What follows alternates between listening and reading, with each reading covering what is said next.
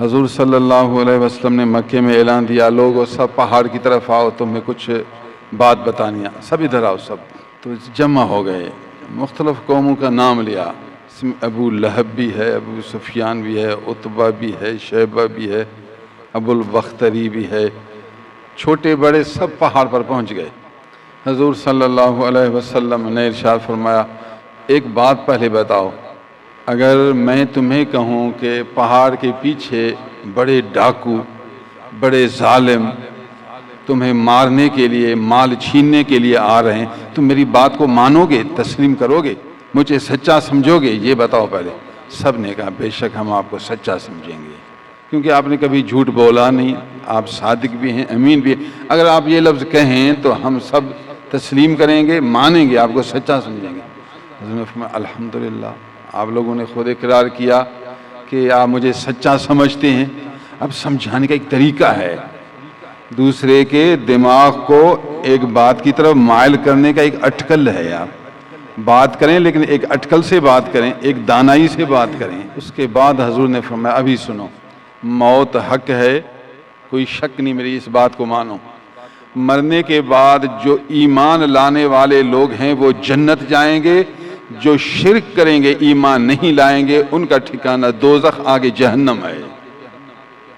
تو میں تمہیں اس بڑے عذاب سے بچانے کی دعوت دے رہا ہوں، تیاری کرو، شرک نہ کرو، اللہ پر ایمان لاؤ، اور میں اس کا پیغمبر ہوں، مجھے اس کا پیغمبر سچا مانو۔ یہ میرا اعلان ہے، کیونکہ ابتدا اسلام میں تبلیغ تو یہی تھی، یہی بنیادی باتیں، بعد میں پھر اور احکام جاری ہوتے رہے۔ ابو لہب کو غصہ آیا، کہا کہ نعوذ باللہ تب لک آل سائر الیوم دعوتنا لہذا، استغفر اللہ معاذ اللہ، تو ہلاک ہو جا، سارا دن ہمیں صرف اس بات کے لیے بلایا۔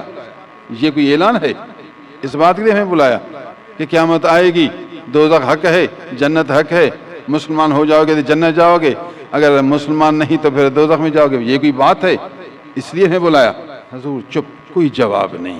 تبلیغ کی دعوت دی، جو حق کا پیغام تھا پہنچایا، حق کا پیغام پہنچایا، بس ہمیں حق کا پیغام پہنچانا ہے، مانے بھی الحمدللہ، نہ مانے بھی الحمدللہ۔ ابو لہب غصے میں آیا، نعوذ باللہ حضور کو برا بھلا کہا، حضور کو بد دعا دی، بد دعا دی۔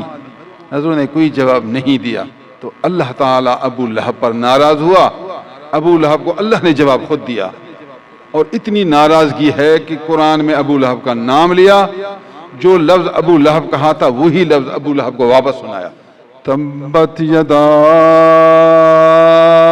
ابی لہب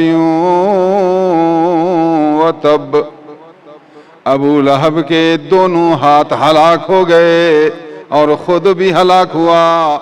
اللہ کے محبوب نے اللہ کا پیغام پہنچایا، قبول کرتا ہے کہ چپ تو کر۔